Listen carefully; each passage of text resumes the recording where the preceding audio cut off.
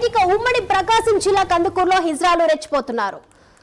ఇక చూసుకుంటే మద్యం గంజాయి మధ్యలో హల్చల్ చేశారు.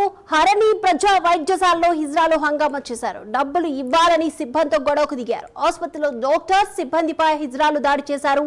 ఆసుపత్రి సిబ్బంది రోగులు భయాందోళనకు గురయ్యారు. రైట్, ఈ అంశానికి సంబంధించి పూర్తి అప్డేట్స్ మా ప్రతినిధి శ్రీనివాస్ అందిస్తారు. శ్రీనివాస్, మనం చూసుకుంటే ఎక్కడ పడినా కూడా హిజ్రాల్ అనేది దాడికి దిగడము, వాళ్ళు డబ్బులు ఇవ్వకపోతే మనని తిట్టడం కానీ కొట్టడానికి దాడులు జరుగుతున్నాయి. సో ఈ రోజు ప్రత్యక్షంగా ఒక హాస్పిటల్ సిబ్బందిపై కూడా దాడులు చేయడాన్ని ఎలా చూడొచ్చు అంటారు?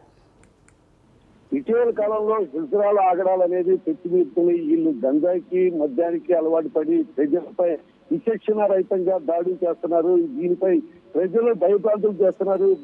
అలాగే పోలీసు వారు ఇలాంటి ఆగడాలను అరికట్టాల్సిన పోలీసు వాళ్ళు కూడా ఉదాసీనతతో వ్యవహరించడం వల్ల ఇలాంటి సంఘటనలు జరుగుతున్నాయి. ఇటీవల కాలంలో కందుకూరులో మరి అతి ఎక్కువగా హిజ్రాల్ అనేది రోజు ఏదో ఒక ఏరియాలో వాళ్ళు దాడులు చేయటం అనేది జరుగుతూనే ఉంది.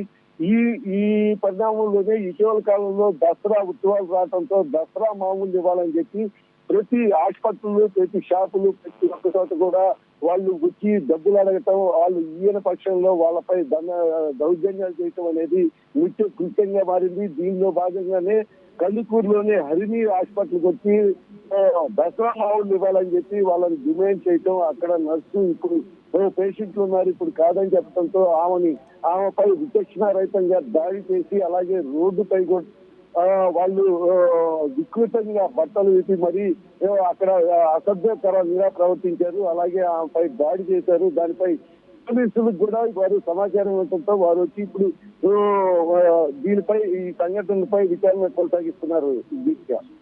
Right, thank you Srinivas.